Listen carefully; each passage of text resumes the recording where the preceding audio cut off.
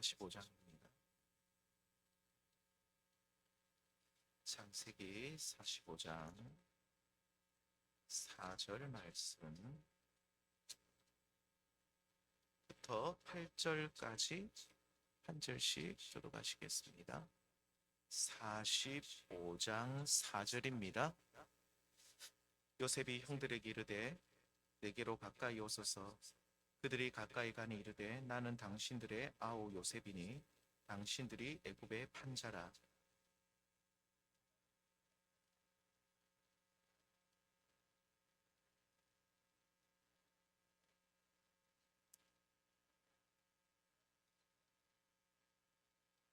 이 땅에 2년 동안 흉년이 들었으나 아직 5년은 밭가리도 못하고 추수도 못할지라.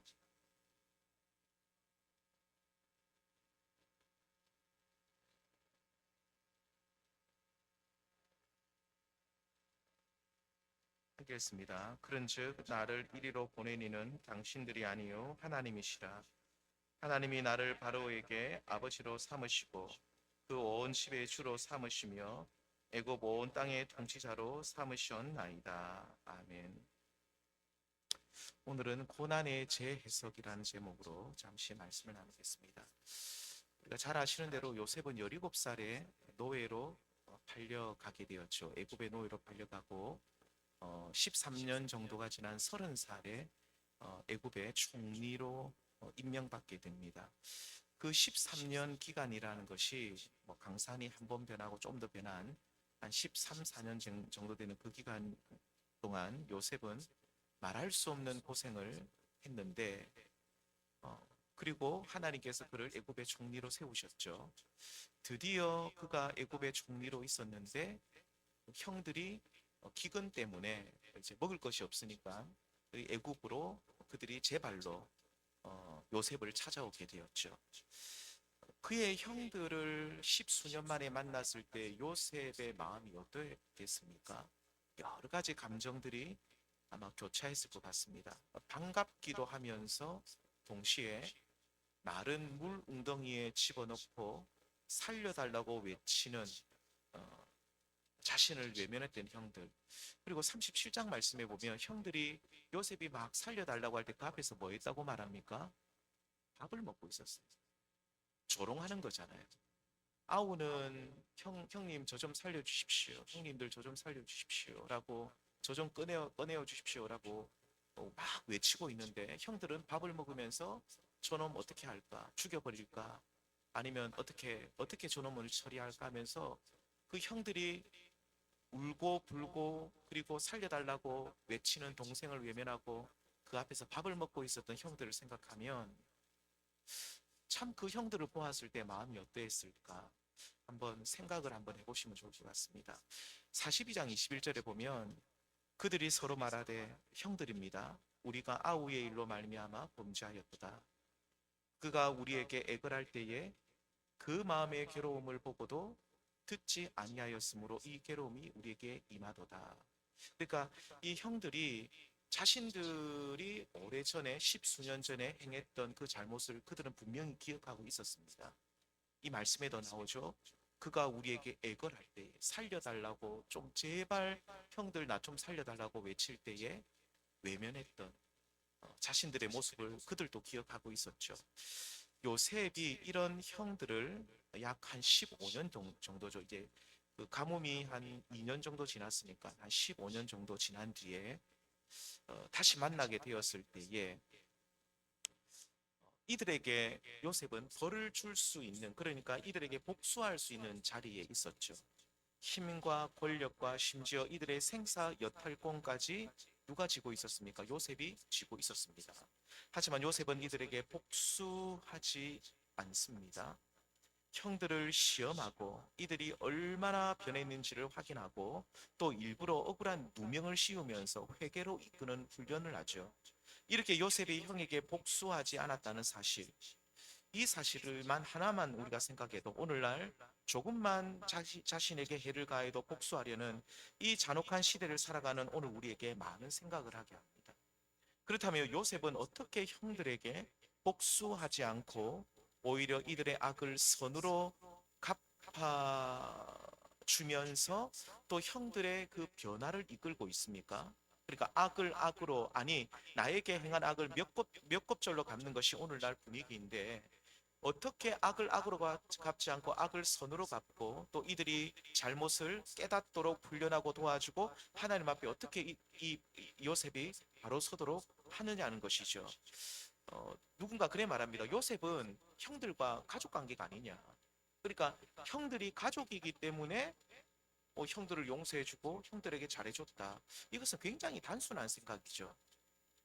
어쩌면 가족이기 때문에 더 용서 못하는 부분이 있습니다. 우리 주변을 한번 보십시오. 가족이라서 더 깊이 상처받고 가족이라서 더 철천지 원수가 된 그런 집안들 얼마나 많은지 모릅니다. 십수년 동안 연락도 안 하고 지내는 형제 자매들도 있습니다. 십수년이 뭡니까? 몇십 년 동안 한 번도 연락 안 하는 집도 있더라고요. 저는 깜짝 놀랐습니다. 저는 처음에 무슨 배다른 형제나 이복 형제나 아니면 좀 무슨 사연이 아니에요. 부모님이 같아요. 엄마 아빠가 같아요. 그런데도 원수처럼 지내는 그런 형제들이 생각보다 많이 있습니다. 용서를 못 하는 거죠. 누가 용서를 못 하는지 모르겠지만 아무튼 한쪽이 도저히 용서를 못 한다는 겁니다. 그래서 무조건 가족이기 때문에 요셉이 이 형들을 다 받아주었다는 것은 굉장히 좀 단선적인 생각이고, 자, 그렇다면 요셉은 어떻게 형들을 복수하지 않았습니까? 왜 복수하지 않았을까요? 본문에 보시면 요셉은 자신의 고난을 재해석합니다. 형들을 만나면서 그가 여태까지 겪었던 고난을 다시 한번 살펴보면서 반추하면서 나의 고난은 이렇다라고 새롭게 해석하며 풀어가죠. 그러니까 형들로 인해 자신의 고난을 재해석하면서 그는 고난을 새롭게 이해하게 되었고, 이로 인해서 형들에게 복수하지 않고 오히려 악을 선으로 갚으면서 담담하게 자신의 아픔을 승화시켜 나가는 것을 보게 되는데요. 자, 먼저 두 가지로 말씀드릴 수 있는데, 첫 번째는 요셉은 자신의 작은 인생이 하나님의 섭리 안에 들어있음을 믿고 내가 겪는 모든 고난은 하나님이 허락하신 것이다 라고 고백합니다. 그러니까 자신의 팔자가 사나워서 애굽의 노예로 팔려갔고 종으로 있다가 나중에 제수까지 되었다고 말하지 않습니다. 오직 하나님이 나의 삶을 그렇게 인도해 주셨다라고 고백하죠. 형들 앞에서 자신의 정체를 밝힌 요셉은 불안에 떨고 있는 형들을 안심시키면서 지금 내가 이 자리에 있게 된 것은 하나님께서 행하신 일의 결과라고 고백을 합니다. 몇 절에 나옵니까? 5절에 나오죠. 함께 읽겠습니다. 당신들이 나를 이곳에 팔았다고 해서 근심하지 마소서, 한탄하지 마소서. 하나님이 생명을 구원하시려고 나를 당신들보다 먼저 보내셨나이다. 자, 분명히 걱정하고 근심하고 있을 형들을 안심시키면서 당신들이 나를 팔아서 여기 애굽에, 그러니까 당신들이 나를 팔았기 때문에 내가 이 애굽에 있는 것이 아니라 뭐라고 말합니까? 5절에 하나님께서 당신들의 생명을 구원케 하시려고 나를 먼저 이곳에 보내셨다라고 하죠. 자, 그러니까 요셉은요, 자신의 인생을 사람들에 의해서 피동적인 그런 그러니까 그런 삶으로 해석하지 않습니다. 그러니까 내가 이런 겁니다. 어쩔 수 없이 형들에 의해서 여기까지 끌려왔다. 나는 아버지 집에서 사랑받는 아들로 있기를 원했지만 형들이 나를 팔았기 때문에, 애굽의 노예로 팔았기 때문에 여기 하는 수 없이 오게 되었다라고 이렇게 말하지 않는다는 거예요. 당신들 때문이다라고 말하지 않는다는 거죠. 사람들에 의한 피동적인 삶이 아니라 하나님의 적극적인 개입과 인도하심으로 내가 지금 이 자리에 있게 되었다라고 고백합니다. 그래서 요셉은 하나님께서 당신들을 구원케 하시려고 나를 이곳에 먼저 보내셨다라고 하면서 하나님께서 행하신 일의 결과로 하나님이 그렇게 모든 일을 행하셨기 때문에 내가 여기에 서 있다라고 말합니다. 결국 하나님의 능동적인 인도 안에 내가 들어있음을 고백하면서 내가 지금 여기에 애굽 총리로 서 있는 것 또한 하나님께서 내 삶에 개입하셔서 인도하신 결과라고 고백하는 것이죠. 그래서 본문 8절에 보면 그런즉 나를 이리로 보내신 이는 당신들이 아니요 하나님이시라고 형들 앞에 선포합니다. 나는 형들에 의해서 이리저리 끌려가는 피동적인 존재가 아니라, 나는 사람들에 의해서 좌지우지되는 그런 인생이 아니라 오직 하나님의 섭리, 하나님의 큰 운영이죠. 하나님의 그 매니지먼트, 하나님의 그 섭리 안에 내 삶이 들어있고, 그래서 하나님의 그 섭리 속에서 하나님이 나를 이곳 애굽으로 부르셨다라고 담대하게 고백하는 거죠. 성도님들, 오늘날 많은 분들이 요셉처럼 자신의 인생을, 나의 인생을 하나님의 섭리 안에서 풀어가시는 분들이 생각보다 많지 않습니다. 그러니까 무슨 말이냐면, 좋은 일은 일단 다 제쳐두겠습니다.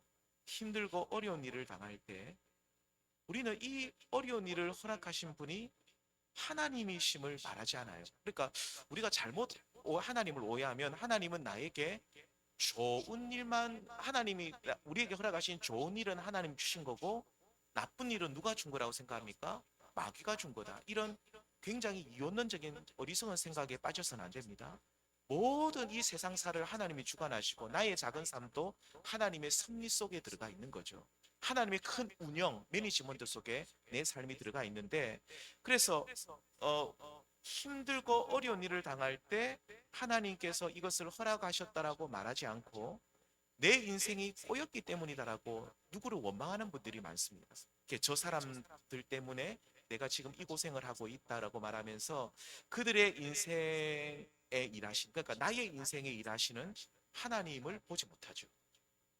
악한 사람들의 손에 의해서 내가 여기까지 와서 고생한다고 자신의 인생을 사람들에 의해 좌지우지되는 피동적인 인생. 그러니까 나는 사람들이 나를 여기로 인도했고 악한 사람들이 나를 이렇게 모함해가지고 내가 지금 이 골치 아픈 처지에 내가 놓였다라고 하면서 모든 탓을 사람들 때문이다, 아니면 내가 큰 죄를 지었기 때문이다 하면서 계속 남 탓, 죄 탓, 계속 누구누구 탓이라고 하면서 하나님께서 내 삶에 일하시는 큰 손길을 보지 못하고 그냥 누구 탓, 누구 때문에, 또 혹시나 우리가 잘못한 거 있으면 내 죄 때문에, 심지어 이렇게까지 계속 하면서 하나님의 그 손길과 하나님의 섭리를 보지 못하고 그냥 내 삶을 그렇게 해석해 버리면서 누구 때문이라고 그렇게 원망과 그리고 불평 속에 살아가는 분들이 많다는 겁니다. 그런데 오늘 요셉은 보면요, 요셉은 그렇게 말하지 않죠. 내 인생은 하나님의 그 섭리 속에 내 인생이 들어가 있고, 내가 지금 이 애굽에 온 것은 이 나쁜 형들 때문에 내가 여기 온 것이 아니라, 요셉은 뭐라 그럽니까? 하나님이 나를 이 애굽으로 인도해 주셨다. 나를 먼저 이곳에 보내셨다. 그러니까 하나님이 나를 여기 보내셨대요. 하나님이 나를 여기 이 자리에 있게 하셨대요. 이것이 바로 하나님의 섭리와 하나님의 큰 뜻을 믿는 믿음의 성도들의 고백인 것이죠. 그래서 오늘날 우리들이 당하는 어려움들도 그렇게 해석을 해야 되는 겁니다. 물론 우리가 잘못했을 때 하나님 우리를 징계하실 때가 있습니다. 그리고 우리가 여러 가지 우리가 이유를 알지 못하는 어려운 일을 당할 수가 있어요. 그런데 우리가 꼭 기억해야 될 것은 이 모든 어려움과 이 모든 고난도 누구의 뜻 안에서 이루어진 일들이라고요? 하나님의 섭리 속에 내 인생이 들어가 있다는 거예요. 하나님의 그 매니지먼트 속에, 하나님의 그 큰 운영 속에 내 인생이 들어가 있고 하나님이 나의 인생을 그렇게 인도해 가신다는 겁니다.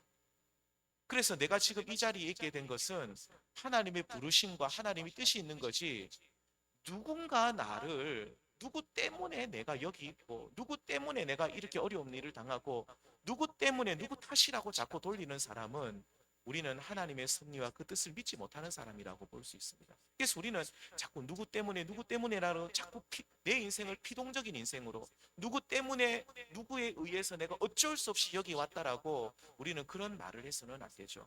오직 하나님의 인도와 부르심으로 여기 있게 되었다라는 그런 참된 믿음의 고백을 할 수 있는 우리 모든 성도님들 될 수 있기를 바랍니다. 두 번째입니다. 두 번째, 요셉은 자신의 작은 인생 가운데 겪게 되는 이 고난을요, 어떻게 해석을 하냐? 첫 번째는 하나님의 큰 섭리 안에서 해석을 하고, 두 번째는 하나님의 큰 구원, 구원입니다. 구원을 이루는 도구로 나의 이 고난이 사용되고 있음을 보면서 자신의 이 고난을 아름답게 승화시킵니다. 그러니까 가만히 내 인생의 고난을 살펴보니 이 고난 때문에 하나님의 구원이 이루어져 가는 거예요. 내가 잘 되고 잘 되고 이게 아닙니다. 나의 그 어려움으로 말미암아, 나의 그 고난으로 말미암아 하나님의 구원의 역사가 한 걸음 더 전진되고 있다는 것을 요셉이 보고 있다는 거죠. 그 말씀이 7절에 있습니다. 함께 읽겠습니다. 시작. 하나님의 큰 구원으로 당신의 생명을 보존하고 당신들의 후손을 세상에 두시려고 나를 당신들보다 먼저 보내셨나니. 자, 하나님께서는 이 아브라함을 아시겠지만 갈대아인의 우르에서 보내시고 그 자손들을 번성케 하실 것이다. 너의 후손이 엄청나게 많아질 것이라고 약속하셨죠. 아브라함과 이삭과 그리고 야곱과 맺은 하나님의 언약입니다. 자, 이 언약의 핵심이 번성케 된다는, 오늘 오전에 성경 묻대도 나눴지만 번성케 된다는 것은 생육하고 번성하고, 뭐 우리 아담에게 말했던 그 약속뿐만 아니라 그 아브라함에게도 너희의 후손이 별과 같이, 하늘의 별과 같이, 바다의 모래와 같이 많아질 것이라는 그 그, 그 번성에 대한 하나님의 약속은 무조건 사람만 많아지는 것이 아닙니다. 창세기 18장 19절에 나온 말씀처럼 의와 공도를 행하는 거룩한 백성들의 번성입니다. 그러니까 하나님께 불순종하는 사람들이 많아지는 것이 하나님의 뜻이 아니라 아버지의 뜻을 따르는 거룩한 백성들이 많아지는 것이 하나님의 뜻인데, 자, 그런데 지금 자 보십시오. 애굽과 가나안 온 전역의 극심한 가뭄으로 인해서 모두가 지금 죽어 나가는 상황이죠. 자, 이때 약속의 씨가 되는 야곱의 아들들, 분명히 이 야곱, 그러니까 아브라함과 이삭과 야곱, 그리고 야곱의 그 아들들을 통해서 하나님께서 이 자손들을 훗날에 번성케 해주실 것이라고 약속했는데, 그러니까 이것은 어떻게 보면 약속의 씨죠. 근데 이 약속의 씨가 소멸될 위기에 지금 놓였어요. 무슨 말이냐면 지금 가뭄 때문에 먹지 못하고 이 완전히 이 가뭄으로 인해 가지고 모든 식량이 다 떨어지면 이 야곱의 아들들도 죽을 수가 있잖아요.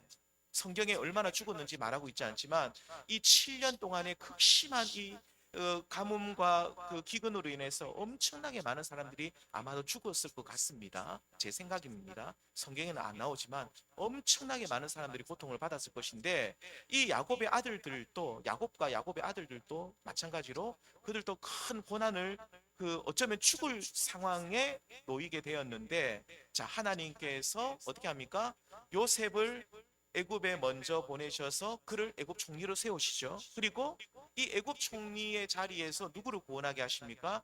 야곱과 그 아들들을 구원하게 하셨습니다. 자, 이것은 훗날 이스라엘 민족이 될 야곱의 아들들을 요셉이 지켜주고 또 번성케 할 것이라는 하나님의 약속이 성취되는 데 있어서 요셉의 역할이 정말로 컸다는 거죠. 그러니까 요셉이 먼저 가서 형들의 양식을 준비해주고 야곱의 양식을 준비해주고 먹을 것을 주었기 때문에 이들이 그 구원의 씨가 되는, 이 약속의 씨가 되는 야곱의 아들들이 죽지 않고 살아남았다 이 말입니다. 그리고 아시겠지만 고센 땅에서 엄청나게 이 이스라엘 백성들이 번성하게 되죠.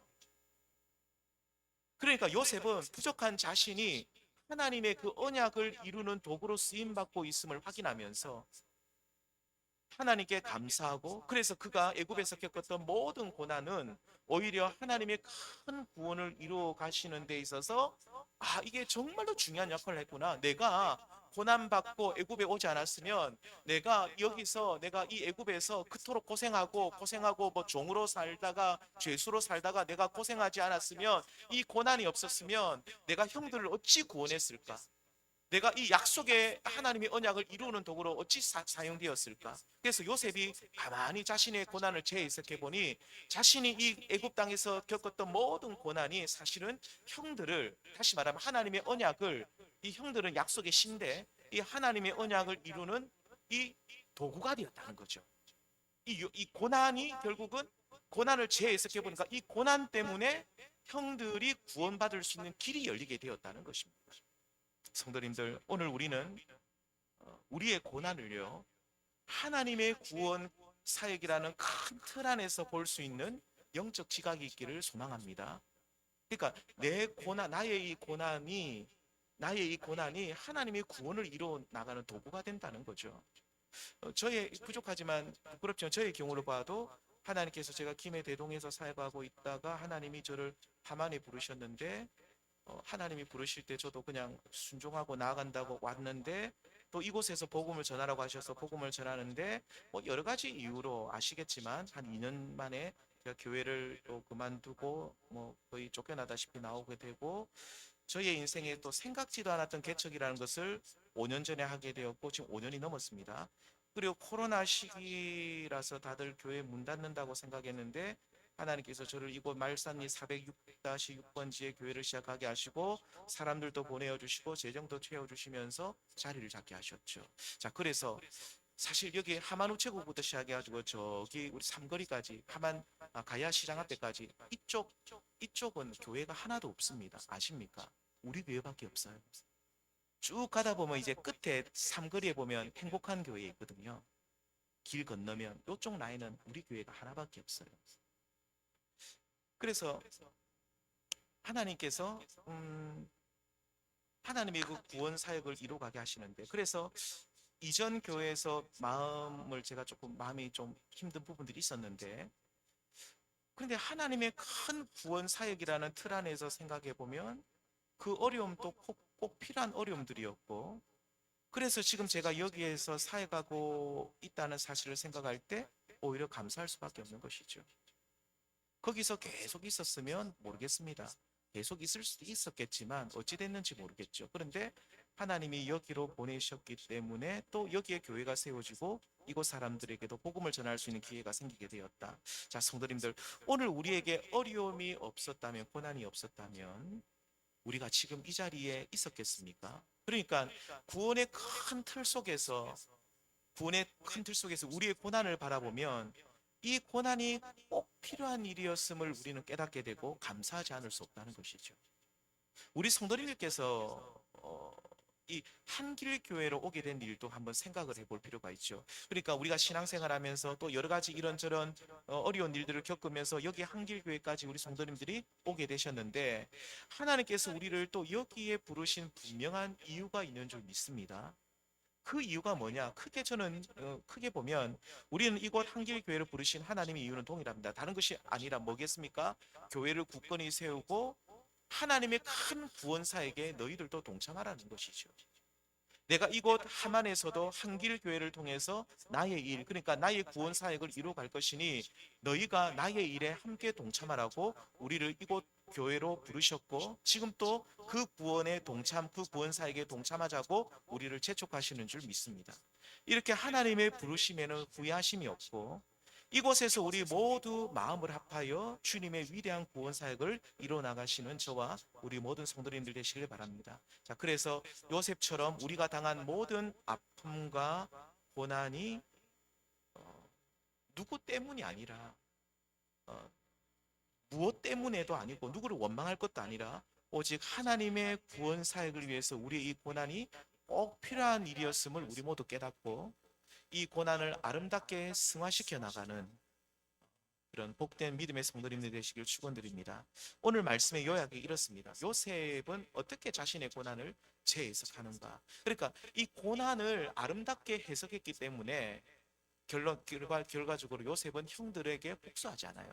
물론 요셉은 예수님의 모형이기도 하고 또 선한 마음을 가진 사람이기도 하지만 요셉은 자신의 고난을 진짜 아름답게 풀어가거든요. 그러면서 그러니까 그러니까 인간적으로만 생각하면 나를 그토록 고생시켰던 이 형들을 진짜 죽여버리고 싶은 마음까지 생길 수도 있지만 요셉은 정말로 자신의 고난을 아름답게 해석했기 때문에 누구도 원망하지 않고 이 고난을 정말로 아름답게 하나님 앞에 올려드리는데 첫 번째 요셉은 자신의 작은 인생이 하나님의 섭리 안에 있음을 잘 믿고요. 내가 겪은 모든 고난이 하나님께서 허락하신 일임을 고백하죠. 그러니까 형들 때문이 아니라는 거예요. 만약에 요셉이 자기가 겪었던 고난이 형들 때문이라는 마음이 너무 깊이 박혀 있었으면 아마 만나자마자 형들을 죽여버렸을 거예요. 얼마든지 그렇게 할 수 있는 힘이 있는 사람이었거든요. 그런데 요셉은 내가 고생했던 것은 형들 때문이 아니라 누구 때문이란 겁니까? 하나님의 그 섭리 속에서, 하나님의 계획 속에서 이 고난이 하나님께서 나에게 필요한 고난이었기 때문에 나에게 허락하신 것이다. 이렇게 재해석을 하고, 두 번째는 요셉은 자신의 작은 인생 가운데 겪게 된 이 고난이 하나님의 큰 구원 사역을 이루는 도구로 쓰임 받고 있음을 보면서, 아, 이 나의 고난이 정말로 필요한 것이었구나라고 하면서 하나님께 오히려 감사하고 있다는 거죠. 요셉은 이 고난으로 인해서 정말로 고생했지만 아무튼 이 애굽으로 먼저 오게 되었고, 애굽에서 우여곡절 끝에 하나님이 그를 애굽 총리로 세워 주어서 그가 먼저 이 애굽에 왔기 때문에, 이 애굽에 먼저 왔다는 말은 고난을 많이 받았다는 거죠. 그가 고난을 받고 이 애굽에 먼저 왔기 때문에 형들의 생명을 보존하고, 또 형들이 훗날 이스라엘이 되어서 수많은 후손들로 번성케 되는 데 있어서, 그러니까 하나님의 큰 구원 사역입니다. 이 구원 사역에 있어서 하나님이 자신의 이 고난을, 그래서 하나님께서 고난을 허락하셨음을 보면서 감사드리고 있는 것이죠. 그래서 아무튼 이 고난이 하나님의 큰 구원 사역에 귀하게 쓰임 받았다는 것입니다. 우리 모두도 이렇게 하나님의 섭리 안에서, 두 번째는 하나님의 크고 놀라운 구원 사역 안에서 우리의 고난을 한 번 더 해석해 나가시고, 우리도 그렇게 해석해 볼 필요가 있다는 거죠. 내가 여태까지 겪었던 그 고난을 쭉 한번 생각해 보시면서, 특별히 내가 누구를 원망하고 있는 그런 부분들이 있죠. 우리 부모님 때문이다, 누구 형제 때문이다, 누구 자매 때문이다, 내 가까운 누구 때문이다는, 내가 누구 때문에 자꾸 내 속에 원망이 드는 그런 어려운 마음들이 있다고 한다면, 그 어려운 그 내 마음에 있는 그 아픔을 하나님 앞에 고백하시면서 그 고난을, 다시 말씀드리지만 하나님의 큰 섭리 안에서, 그리고 하나님의 놀라운 구원 사역 안에서 다시 한번 우리가 머릿속으로 생각하면서 해석하셔서, 재해석하셔서 아름답게 승화시켜 나가는 저와 우리 모든 성도님 될 수 있기를 주님의 이름으로 축원드립니다. 우리 기도드리겠습니다. 하나님 고맙습니다.